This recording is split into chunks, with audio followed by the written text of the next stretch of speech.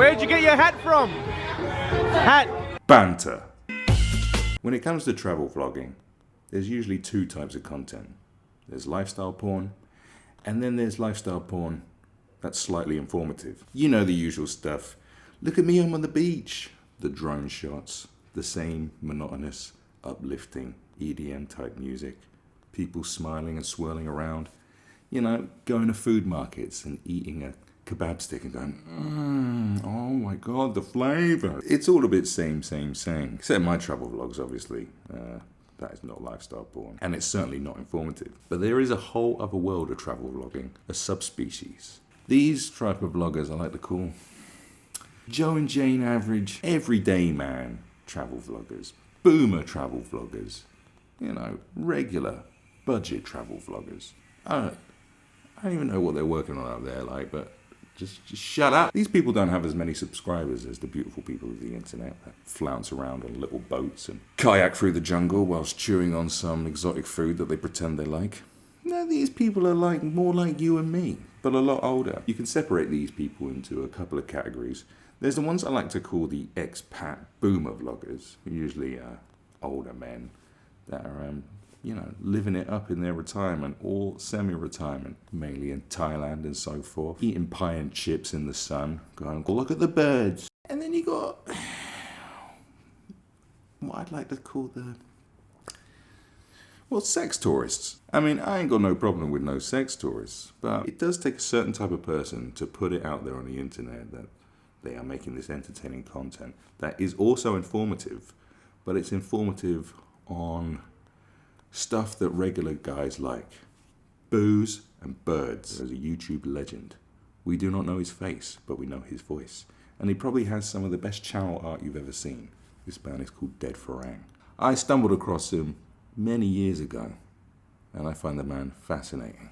When it comes to entertainment and banter, this man makes Bantertainment. And it's also very informative. You get prices on everything. Well, certain things. We never see his face, we just hear his voice. And as far as I'm aware, he is a New Zealander. I thought he was Australian until I showed his video to an Australian friend of mine. He was like, no, he's a Kiwi. And considering I do have Kiwi family, I probably should have spotted the accent a bit more. But let's just face it, you all talk funny, innit? I could go through a few of his videos just to give you a flavour of what's going on. But there's one particular video that I think just encapsulates exactly what he's all about. Are you ready for some Bantertainment? Where'd you get your hat from? Hat. Where you get the hat from? Huh? What's your name? How old? 18. You have ID? Fair enough. Hey YouTube, Dead Farang here again, and welcome to episode 100. 100 episodes deep this man is. I like the way that there's certain generations of people that call YouTube videos episodes, like they're making television. That is a true boomer move, and I appreciate it quite a lot.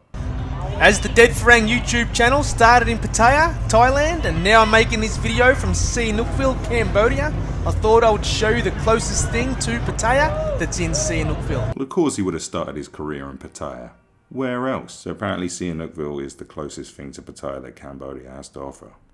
I think that's just because it's by the beach and it has some fluorescent lights. It looks closer to Pattaya maybe in the early 80s, you know, before the money and stuff. So here I am at Sihanoukville Square, which is located in the Serendipity area of Sihanoukville. It's simply known by the locals as the Square, and it is a beer bar complex of about 15 to 20 or so bars, each bar having anywhere from 3 up to 10 girls. Like straight up, this just looks like a dusty place that you'd find down some back street in the middle of nowhere in Phuket or something. 15 to 20 bars in the Square, 15 to 20 bars to 3 to 5 girls in each. I mean, what else do you want? Okay, 1 beer for me. 1 beer? Yes.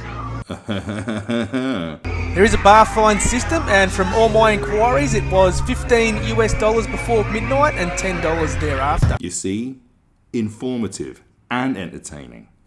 This is not just bantertainment, this is Bantertainment, $10 to $15. Can't go wrong there. Let's face it, what else do you need to know about this place? He's not going to give a hygiene score for this place, that's for sure. Because who cares? It's got beer and birds and a pool table. I like to drink beer. I love the beer in Cambodia. One of these mugs will set you back $1, whilst a lady drink will cost you $3. I like beer. I like to drink beer. You surprised me. I thought you were a Campari man. This guy is so matter of fact. I just love it. I like beer. I drink beer. This beer costs $1. What more information do you want? $1 for a beer and like about, what, $3 for a lady drink? I mean, what else do you need to know? Nothing. This is the matter-of-fact approach that you get from a true boomer vlogger. It's fantastic. No frills, no, the beer is so delectable, no drone shots, nothing. This is a beer, costs $1. Beer gets you drunk. This woman is a prostitute. If you pay her money, she'll have sex with you. This is an airplane. It flies. This is a toilet. You take a dump. What else do you need to know? I'm a man. I like beer, birds, and bars. Who could hate on that? If you hate on that, you're a very horrible person. One of the great things I like about Cambodia, you can go out with $20 in the pocket, have a great night and still come home with change. You see what I'm saying? You go out at $20, you can get absolutely ratted and come home with change. What else do you need to know? I don't need to know about taxi prices. I don't need to know about nothing. How drunk can I get for $20? Apparently obliterated with change. It does make me think though, is he taking one of these birds home? Because didn't he say it was like $10 to $15? So like, and he's gonna have change. What does it cost him, like 3 beers to get smashed? That's typical of a New Zealander. All this talk about how much they love drinking. There's one thing the British do well, and that's build railways and get drunk. Sure, every bar that I've been into has had a pool table and it is free of charge to play. So that's another good thing. And that's another good thing. I mean, he's not selling it too much, is he? But again, what more information do you want to know? There's birds, there's beer for $1, and there's pool tables, and they're free. Do you know what I mean? I'm so fucking heterosexual, I don't need nothing else. You know, here's a waterfall.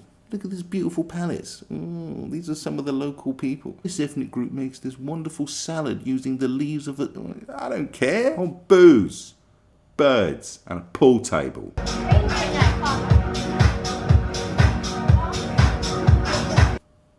Say no more. Hey, Mr. Photo! I mean, you wouldn't take him home to mother. Mind you, I haven't met his mother. I'm not going to speak on his mother. What's wrong with me, man? Hey, one drink the beer. Not a good night. One drink the beer. I'm sensing that there's a hell of a lot of schlong in that dress. When he said there's 3 to 5 birds in each bar, he didn't say what kind.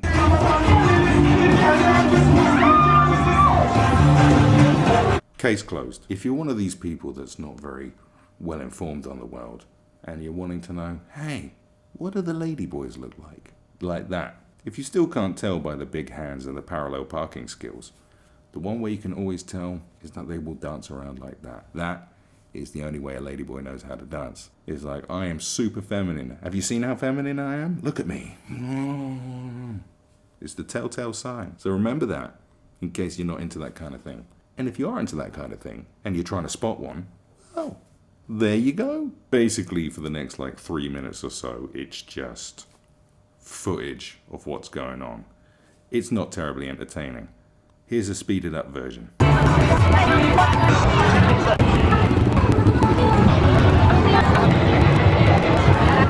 The video's not even that long, but he still managed to flesh it out with a lot of filler. But hey, that's what you get. Because you've got all the information you need. There's ladies with penis, $1 a drink, you know how much the lady drink is, you know how much the bar fine is, there's free pool, and some of the birds are a bit rough and ready. And I imagine it stinks. What else do you need to know? Now enjoy the view. What's your name? How old? 18. You have ID? Now this is the moment you've been waiting for. Do you remember the teaser at the beginning of the video? Well, now you're about to be rewarded for your time. You may have noticed in the beginning and just then, his face blurring policy, or technique if you like, is somewhat bizarre and unconventional. Maybe he hasn't quite figured out what to do, or maybe he just forgot to complete it. I don't know if he understands the concept of face blurring and when you're supposed to do it.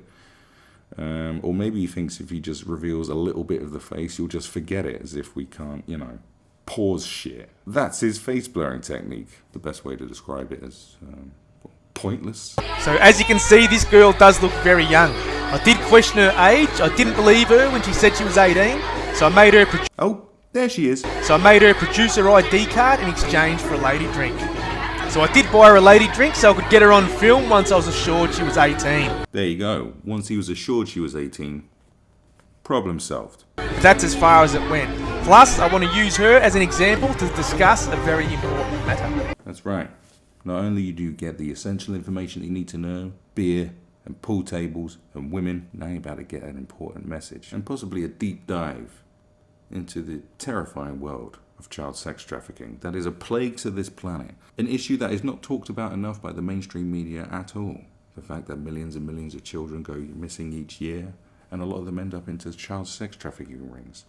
Maybe this is the moment we're about to get some revelations of truth about how horrendous the world is and what we can do to put an end to this nonsense and make the world a better place. Do not come to Cambodia looking to break the law. If you are out in the bars looking at bar finding girls, just be very careful. There are fake IDs, there are sting operations, and the last thing you want to do is to be caught with an underage girl in Cambodia. Maybe not. But, it's pretty good information for someone who's, lived in a wardrobe for most of their adult life, I suppose. It will A, put you in prison, B, ruin your reputation by putting your name and picture all over the internet, and C, it will cost you a lot of money. So always steer on the right side of caution. Fair enough. Put you in prison, ruin your reputation, and cost you a lot of money. Well, Jesus, I didn't know it was going to cost me a lot of money. God, I was all in until you said it was going to cost me a lot of money. And there's no mention of it just being morally reprehensible and disgusting. But there you go. What else? Money, you're on holiday. You got $20 to spend. You want to have change in your pocket after getting absolutely shit-faced. You don't want to have to be paying some fine for doing that. That's not what you want to happen. You don't want to drain your beer money. Morals aside, morals contributing to child sex trafficking. I was waiting for the, and it's wrong, but we didn't get that. And there she is again. And there you have it. That's pretty much it. The rest of the video is just like this.